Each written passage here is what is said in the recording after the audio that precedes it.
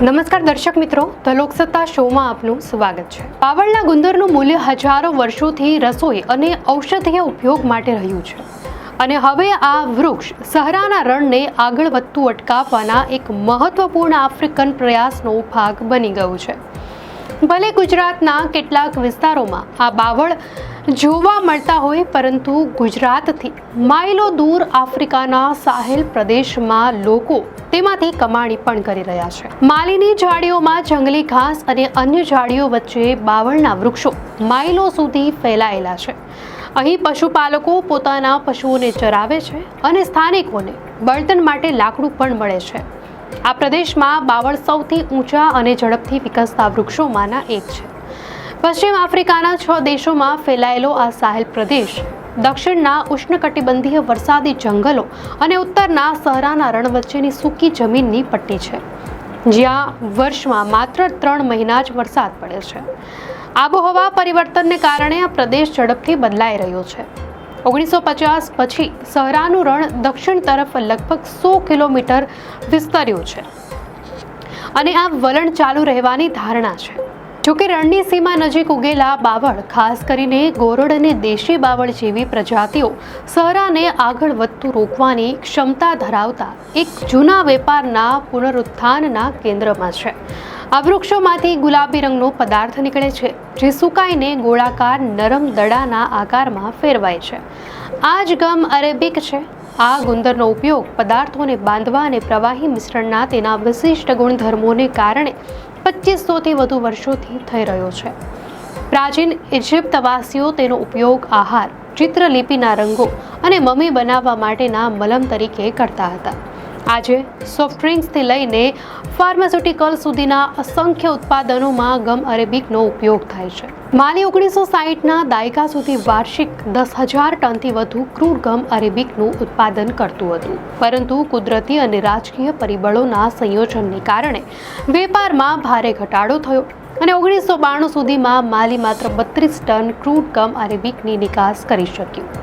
માલીના national working group on sustainable forest મેનેજમેન્ટના deputy technical secretary ફાતુમાના કોનેના જણાવ્યા અનુસાર માલીએ 1960થી અત્યાર સુધીમાં તેનું 82% વન આવરણ ગુમાવ્યું છે। 2001થી 2018 દરમિયાન ઝાડીઓમાં આગ અને બળતણ માટે વૃક્ષોની કાપણી જેવા કારણોસર લગભગ 4.5 લાખ હેક્ટર જમીનનો વિનાશ થયો। વનાવરણના અભાવે રણ વિસ્તારની પ્રક્રિયા ઝડપી બની છે, કારણ કે જમીન ઓછું પાણી શોષે છે અને માટીનું ધોવાણ વધે છે। આ સમસ્યાના નિરાકરણ માટે માલીમાં માલી અકેશિયા પ્રોજેક્ટ શરૂ કરવામાં આવ્યો છે। આ પહેલ મોરિટાનિયા નજીકના નારાના 1250 હેક્ટર વિસ્તારમાં બબુલ સેનેગલ પ્રકારના વૃક્ષોના વાવેતરથી શરૂ થઈ છે। આ પ્રોજેક્ટનો હેતુ દેશના વિવિધ ભાગોમાં 6000 હેક્ટર જમીનમાં બાવળ વાવવાનો અને સાથે જ ગામડાઓમાં આરોગ્ય માળખું તથા શાળાઓ બનાવવાનો પણ છે। ફાતુમાના કોને આ વાવેતરને પુનઃ વનીકરણ અને આબોહવા પરિવર્તન અનુકૂલન બંને દ્રષ્ટિએ સફળ ગણાવે છે, કારણ કે અહીં વાવેલા બાવળ ઉત્તમ ગુણવત્તાનો ગમ અરેબિક ઉત્પન્ન કરે છે, જે આંતરરાષ્ટ્રીય બજારમાં ખૂબ વખણાય છે। કાયસ પ્રદેશમાં ગમ અરેબિક સ્થાનિકો, ખાસ કરીને મહિલાઓ માટે આવકનો એક મહત્વપૂર્ણ સ્ત્રોત બની ગયો છે। સેનેગલ બાવળના એક ઝાડમાંથી મળતો 1 કિલોગ્રામ ગુંદર લગભગ $1.8 વેચાય છે। સેફેટૌ ગામના રહેવાસી ફેન્ટા સિસોકો, જે 6 બાળકોના માતા છે, જણાવે છે કે ગમ અરેબિક વેચવાનું શરૂ કર્યા બાદ તેમની પરિસ્થિતિ બદલાઈ ગઈ છે અને હવે તેમણે પૈસા માટે પુરુષો પર નિર્ભર રહેવું પડતું નથી। ઓક્ટોબરમાં વરસાદની ઋતુ પૂરી થયા બાદ તેઓ અને પરિવારની અન્ય મહિલાઓ ગમ એકઠો કરે છે। સિસોકોએ એક વર્ષમાં $1100ની બચત કરી છે, જે અગાઉ કોઈ કામમાંથી નહોતી મળી। આ વેપાર દૂરના વિસ્તારોમાંથી યુવાનોને પણ આકર્ષિત કરી રહ્યો છે। મધ્ય માલીના મોપ્તી પ્રદેશમાં સશસ્ત્ર સંઘર્ષને કારણે નાસી છૂટેલો મામુતો સીસે, જેનું સપનું યુરોપ જવાનું હતું, તેણે અન્ય યુવાનોને ગમ અરેબિકની લણણી કરીને મોટરસાયકલ ખરીદતા જોઈને પોતાનો વિચાર છોડી દીધો। કાયસ પ્રદેશમાં આવ્યાના પહેલા જ વર્ષમાં ગમ અરેબિક વેચીને સીસેએ લગભગ $1800ની બચત કરી। ગમ અરેબિકનો વેપાર આવક પ્રદાન કરવાની સાથે વિશ્વ બેંકના બાયોકાર્બન ફંડમાંથી કાર્બન ક્રેડિટ પણ મેળવી આપે છે. ઇન્સ્ટિટ્યૂટ ઓફ રૂરલ ઇકોનોમીના જણાવ્યા અનુસાર 2007 અને 2012 દરમિયાન બાવળના વાવેતરે 1,90,000 ટન CO2 મેળવી છે. માલીના સત્તાવાળાઓ બાવળના વાવેતરને વનનાબૂદી ઘટાડવાની તક માને છે અને આફ્રિકન યુનિયનના મહત્વાકાંક્ષી ગ્રેટ ગ્રીન વોલ પ્રોજેક્ટના ભાગરૂપે હજારો હેક્ટરમાં બાવળ વાવવાની યોજના ધરાવે છે.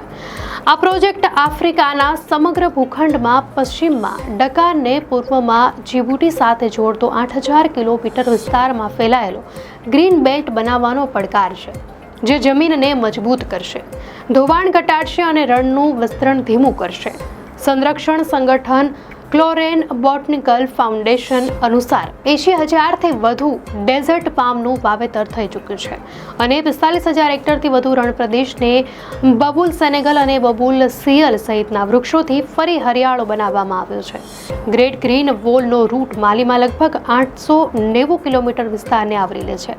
આ પ્રોજેક્ટ 29 બ્લોક્સની આસપાસ રચાયેલો છે, જેમાંના દરેક બ્લોકમાં ખેતી, વૃક્ષારોપણ અને પશુપાલન માટે વિકસાવવામાં આવેલી આશરે 8 એકર જમીનનો સમાવેશ થાય છે. માલીમાં આવા 29 બ્લોક અપેક્ષિત છે, જેમાં 12,500 પરિવારોને સમાહિત કરવામાં આવશે. માલીએ 2015થી બાવળના વાવેતર, ખેડૂતોને તાલીમ અને ગમ અરેબિક ઉત્પાદન કરતા ગામોમાં સહકારી મંડળીઓના સંચાલન માટે $27 લાખનું રોકાણ પણ શરૂ કર્યું છે. જો કે ગમ અરેબિકની ખેતીમાં પડકારો પણ છે. વિચરતા પશુપાલકોના ઘરેલું પ્રાણીઓ ઘણીવાર વિકસતા છોડનો નાશ કરે છે અને મોટા ભાગના ગામડાઓમાં ખારા પાણીના પરંપરાગત કૂવા છે, જે બાવળ સહિત કોઈ પણ ખેતીમાં સિંચાઈ માટે અયોગ્ય છે. વન ઇજનેર સિતાફા ત્રાઓરેના મતે છોડની જાળવણી માટે તાજું પાણી પ્રાપ્ત કરવા માટે ઊંડા બોરહોલ કરવાની જરૂર છે. તેમ છતાં ગમ અરેબિકે માલીના આ ક્ષેત્રના કેટલાક ગામડાની પરિસ્થિતિ બદલવાનું શરૂ કરી દીધું છે. તેની રાષ્ટ્રીય નિકાસ ઝડપથી વધી રહી છે. 2015માં લગભગ 2,500 ટનથી વધીને 2016માં 6,000 ટન થઈ ગઈ હતી. સિતાફા ત્રાઓરે જેવા વેપાર સાથે સંકળાયેલા લોકો આશાવાદી છે કે આ વર્ષો જૂનો વેપાર આબોહવા અને રાજકીય અસ્થિરતાનો સામનો કરી રહેલા પ્રદેશમાં ઘણી રીતે સલામતી લાવવામાં મદદ કરી શકે છે. દર્શક મિત્રો, આ માહિતી આપને કેવી લાગી? આપની પ્રતિક્રિયા અમને કોમેન્ટમાં ચોક્કસથી જણાવશો અને જો આપને આ વિડીયો સારો લાગ્યો હોય તો વિડીયોને લાઇક કરો અને ચેનલને સબસ્ક્રાઇબ કરો.